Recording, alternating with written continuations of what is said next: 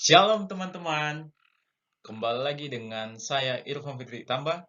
Saya akan membawakan materi kita mengenai auditing 2, yaitu mengenali kapan harus memperpanjang tes audit umum untuk menguji lebih lanjut untuk penipuan material. Teman-teman, mengenai kecurangan atau fraud ini kita sudah bahas sebelumnya. Namun sekarang ini kita akan uh, memahami lagi, yaitu tentang bagaimana Pak rekonsiliasi di transfer bank. Nah, yaitu penipuan-penipuan material yang sangat sering juga terjadi di dalam sebuah perusahaan atau di sebuah bank.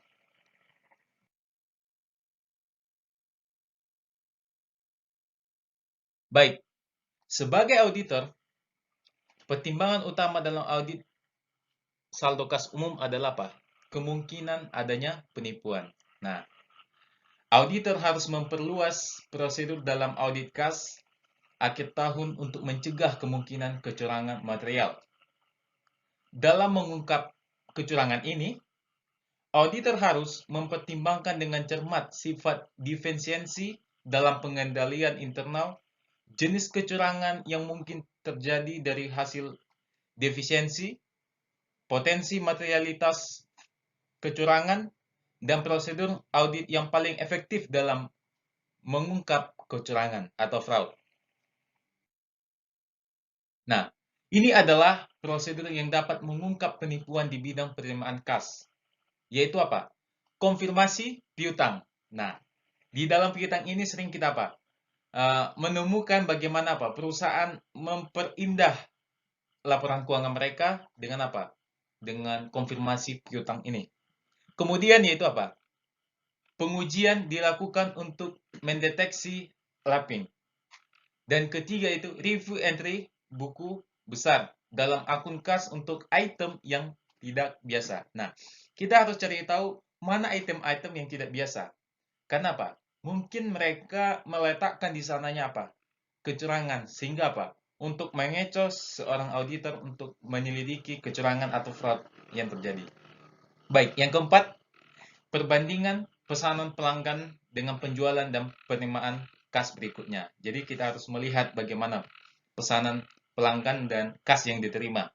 Nah, kemudian yang kelima, yaitu pemeriksaan persetujuan dan dokumentasi pendukung untuk kredit macet dan retur dan tunjangan penjualan. Jadi, dalam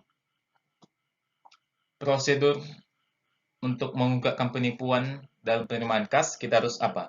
Membedah semua transaksi-transaksi yang apa? Yang terikat dengan apa? Dengan kas atau uang.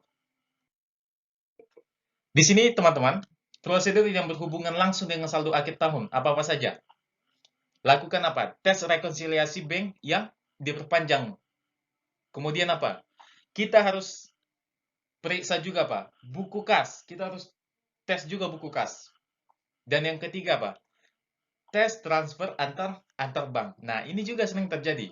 Kenapa? Karena pihak bank juga mereka bisa saja apa? Melakukan salah saji atau melakukan kesalahan. Kenapa? Di rekonsiliasi bank itu sering terjadi pencatatan yaitu terlebih apa? Pencatatan di dalam menentukan tanggal-tanggal daripada apa? Transaksi tersebut. Nah, ketika auditor yakin bahwa rekonsiliasi bank akhir tahun mungkin dilakukan dengan sengaja salah saji, adalah tepat untuk melakukan pengujian yang diperpanjang atas rekonsiliasi bank akhir tahun. Nah, saya tadi sudah katakan bahwa apa? Di rekonsiliasi bank ini sering terjadi kesalahan atau salah saji. Nah, kita perlu lihat apakah ini sengaja dilakukan atau tidak. Jika ini sengaja dilakukan, kita harus apa? Kita harus memperpanjang pengauditan kita terhadap apa? Terhadap rekonsiliasi bank ini. Kita harus lebih tahu bagaimana Pak di buku besar perusahaan dan juga apa? Di pencatatan bank. Kita harus bandingkan di manakah letaknya apa? Salah saji ini dan apa yang menjadi apa?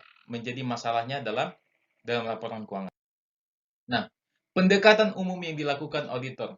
Jadi auditor ini harus melakukan pendekatan. Yang pertama itu apa?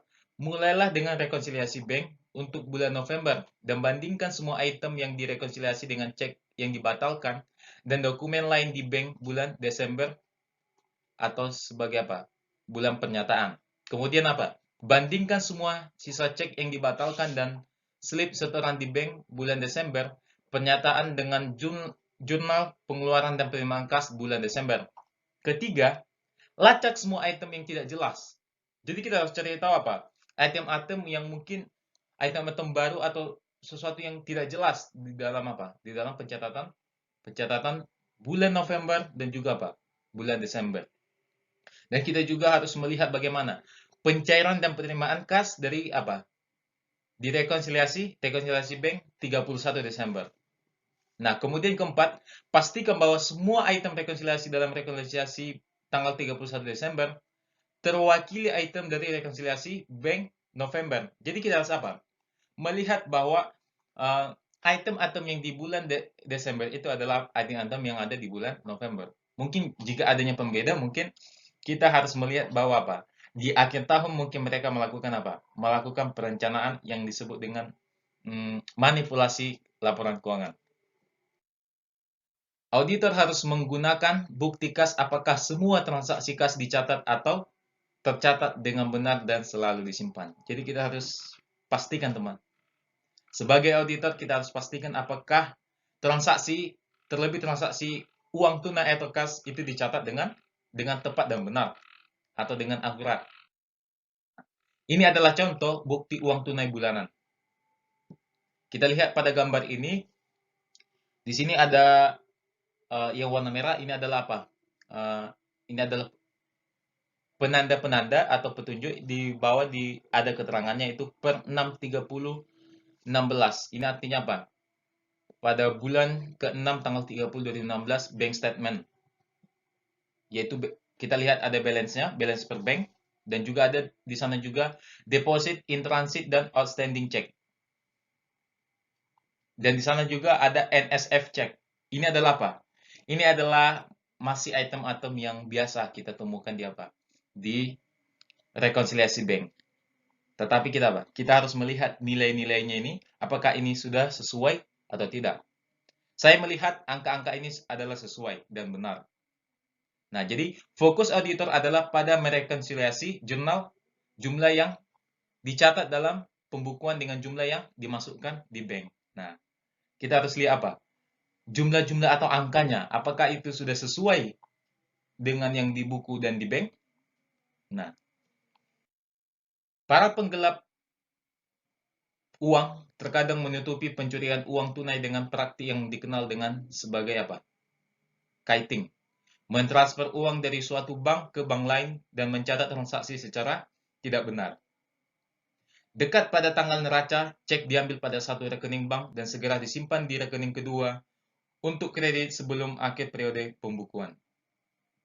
Jadi, teman-teman, si penggelap uang ini dikatakan apa?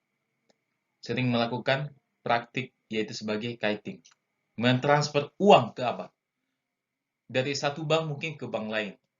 Mungkin kita ada kerjasama dengan bank ini, tapi apa? Saya melakukan transfer uang dari bank ini ke bank lain. Mungkin ada pendapatan bunga, atau mungkin ada kerjasama yang lain, atau kontrak. Itu adalah keuntungan-keuntungan yang apa dilakukan mungkin manajer atau orang yang mengendalikan apa keuangan ini. Transfer antar bank, auditor dapat membuat daftar semua transfer antar bank yang dilakukan beberapa hari sebelum dan sesudah tanggal neraca dan melacak masing-masing kecatatan akuntansi untuk pencatatan yang tepat. Dalam perjalanan, deposit in transit ini adalah apa? Adalah suatu transaksi atau transfer yang sedang dalam perjalanan atau ada biaya-biaya dalam pengiriman atau transfernya. Nah, tidak secara langsung transaksi ini terjadi pada hari itu juga. Nah, jadi teman-teman, kalau kita lihat tanggalnya juga, itu sudah berbeda. Nah, itu adalah contoh daripada apa? Deposit in transit. Jadi, ini adalah gambaran bagaimana apa? Rekonsiliasi bank, bagaimana schedule dalam apa? Dalam transfer antar bank. Nah, kita sudah lihat teman-teman. Inilah materi yang dapat saya bagikan. Semoga bermanfaat bagi kita semua. Salam sehat. Terima kasih.